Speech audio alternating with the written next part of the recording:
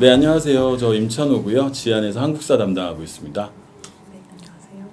안녕하세요. 2019년 서울시 일반행정 9급 7급 합격한 송동욱이라고 합니다. 한국사는 이해과목인지 암기과목인지 궁금합니다.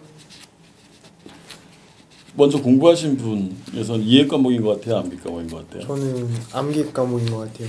물론 암기요? 이렇게 이해해야 할 부분이 중요한 게 몇 군데 있지만 뭐 붕당 정치라든지 뭐 근현대사 흐름 같은 거는 이해가 좀 수반돼야지 암기할 부분을 줄일 수 있는데 나중에 되면은 전 제가 이해한 것도 까먹더라고요. 뭔지 잊어버려서 그냥 연도 보고 그냥 그 다 외웠어요. 계속 많이 보니까. 그래서 답은 빨리 맞을 수 있어가지고 암기 과목이라고 생각해요. 선생님 생각 어떠세요? 그 한국사는 정말로 모든 선생님들이 얘기하는데 이해 과목이라고 생각을 해요. 저도 그렇게 생각을 하거든요. 한국사는 이해 과목이 맞아요. 이해를 하셔야 되는 게 있고 흐름을 이해하셔야 되는 게 맞는데 모든 과목은 마찬가지인데 특히 공무원 시험을 준비하는 학생들은 암기가 수반되지 않는 이해는 의미가 없어요. 그러니까 일단 암기를 하셔야 그 다음 내용을 알 수 있는 거예요. 그러니까 뭐 방금 말씀하신 붕당 정치든 근현대사 파트든 이해의 흐름에 따라가는 건 맞습니다만 암기가 돼야 이해도 되는 거거든요. 근데 이게 특별히 한국사만 그런 건 아니고요. 모든 과목이 동일합니다. 뭐 국어든 영어든 공부하시는 모든 분들이 기본적인 내용들을 암기하셔야 돼요. 영어 같은 경우에 이제 단어도 외우셔야 되고 우리는 한국어를 아주 오래부터 써요. 오래전부터 써왔죠. 우리가 흔히 한국어 네이티브 스피커들인데 그럼에도 불구하고 뭐 외래어 표기법이나 한자라든지 뭐 어문 규정이라든지 이런 걸 외우시는 것처럼 한국사도 기본적인 내용은 암기를 하셔야 돼요.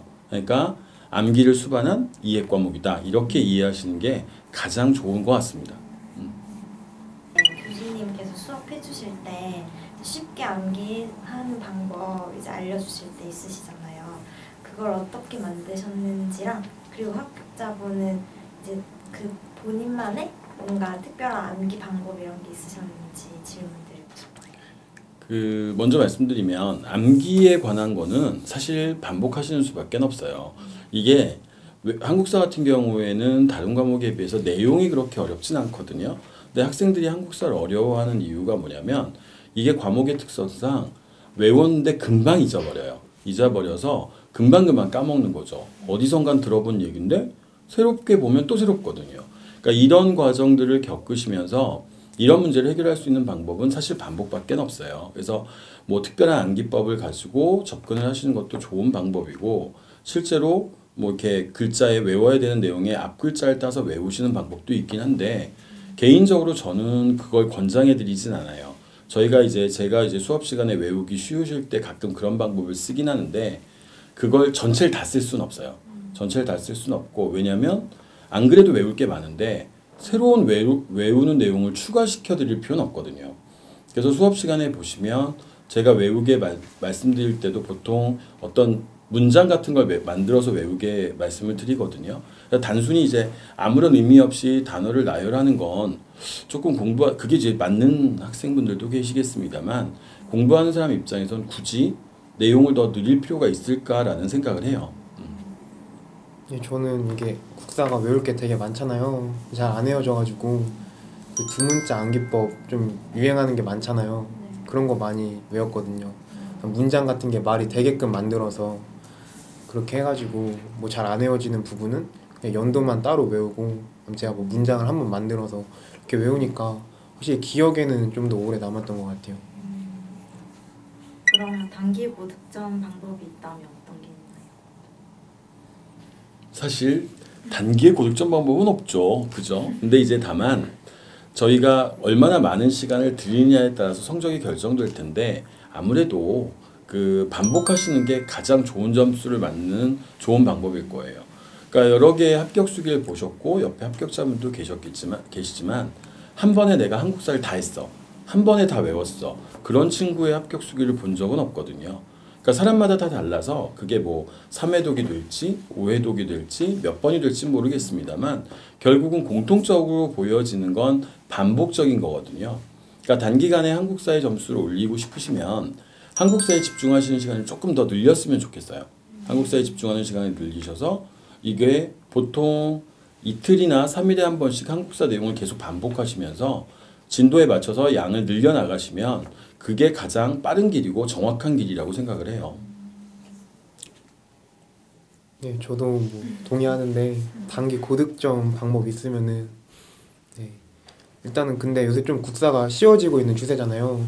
예전 같은 경우는 말도 안 되는 문제들도 되게 많았었는데 지금 좀 쉬워지고 있는 추세니까 막 좀 빈출되는 주제 위주로 공부하시면은 그 기출문제집을 보실 때 약간 빈출 주제 위주로 좀 지엽적인 거는 좀 배제하시고 그쪽 위주로 빨리 회독하시면은 단기간에 점수가 잘 오르지 않을까라 생각합니다.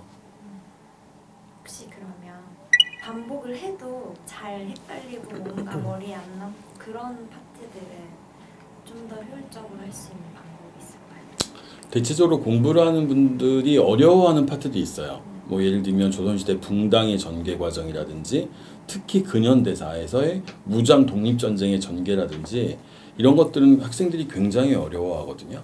근데 그런 파트가 어려운 이유가 앞에 이제 뭐 고득점 방법과 같겠습니다만 일단은 기본 개념을 충실히 하셔야 돼요. 기본 개념을 충실히 하시고 그 다음에 그 내가 외웠던 개념들이 문제에서 어떻게 적용되는지 문제를 풀어보시면서 개념들을 다시 한번 정리하시는 게 그래도 그 안 되시는 부분들을 확실히 하실 수 있는 부분이에요. 굳이 처음부터 구석기부터 다시 전체 내용을 복습하실 필요는 없거든요. 그럼 아시는 부분들이 있을 거고 안 되는 부분이 있으면 문제를 통해서 내가 안 되는 부분들이 어딘지를 찾아서 그 부분에 대한 뭐 기본서를 다시 보신다든지 문제를 좀 더 많이 푸신다든지 그쪽 파트에 대한 시간들을 조금 더 할애를 하시고 그 다음에 거기에 대한 기본 개념을 일단은 충실히 하시고 그래야 아마 점수가 나오는데 훨씬 더 도움이 될 거라고 생각을 합니다. 저도 공부하면서 이런 적이 되게 많았는데 저는 그 나무 위키를 다 찾아봤어요. 혹시 나무 위키라고 아시나요? 네. 네, 그 찾아보면은 그냥 일반인들이 서술해 놓은 거예요. 일반인의 시각으로 뭐 교과서적인 멘트나 이런 거 다 배제하고 그냥 구어체로 재밌게 다 서술해 놨거든요. 저희가 교과서를 찾아보면은 읽다가 좀 지루하거나 흥미가 많이 떨어지잖아요. 근데 나무 위키에서 어떤 주제를 검색하면은 되게 재밌게 시대상 잘 드러나게 서술돼 있어요. 이렇게 한번 보시면 진짜 도움이 많이 되실 거예요. 저도 그렇게 다 찾아봤거든요. 그랬더니 흥미도 생기고 자세하게 다 나와 있으면서도 재미도 있으니까 이렇게 습득하는 게 되게 빠르더라고요. 한번 나중에 사투리 시간에 검색해 보시면 더 좋을 것 같아요. 근데 혹시 모르는 문제 있을 때 답지 해설지 보고 공부하는 방법이 괜찮은 건지? 모르는 문제는 그럴 수밖에 없지 않나요? 모르는 문제를 계속 본다고 우리가 이 문제의 답이 매지가이처럼 떠오르진 않을 거 아니에요. 그러니까 모르는 문제는 답지나 해설지를 보고 내용의 개념을 다시 이해하고 가시는 게 좋겠죠. 그렇게 가는데 다만 이게 너무 지엽적이거나 옛날 형태의 문제들이 그런 게 있거든요. 아니면 주제와 너무 동떨어졌다거나 그런 경우라면 문제를 보지 않는 게 오히려 도움이 될 수도 있어요. 그러니까 그런 문제들을 만나시면 아 이런 문제가 한번 출제된 적이 있었구나 라고 생각하시면 돼요. 한 예를 들면 몇 년 전에 그 나왔던 문제 중에 책의 순서를 배열하는 문제가 있었어요.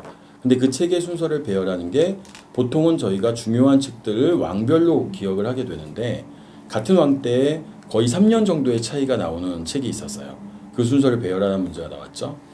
그래서 한때 그게 되게 사회적으로 이슈가 된 적이 있었어요. 뭐 방송에서도 뭐 얘기가 된 적이 있었고 사실 대학교 교수님들도 풀 수 없는 문제였고 일반 학생들은 당연히 못 풀었고요. 찍어서 맞출 수밖에 없는 문제죠. 근데 그런 문제까지 다 외워서 가면 물론 하면 좋겠죠. 근데 저희가 공부를 한국사만 하는 게 아니기 때문에 그런 문제는 좀 과감하게 넘어가셔도 오히려 다른 과목에 그 시간을 투여하시는 게 효율적이지 않을까 생각을 합니다. 네. 혹시 그러면 합격생분께서는 근현대사 파트는 공부를 어떻게 하셨어요? 근현대사는 사건들이 되게 많잖아요.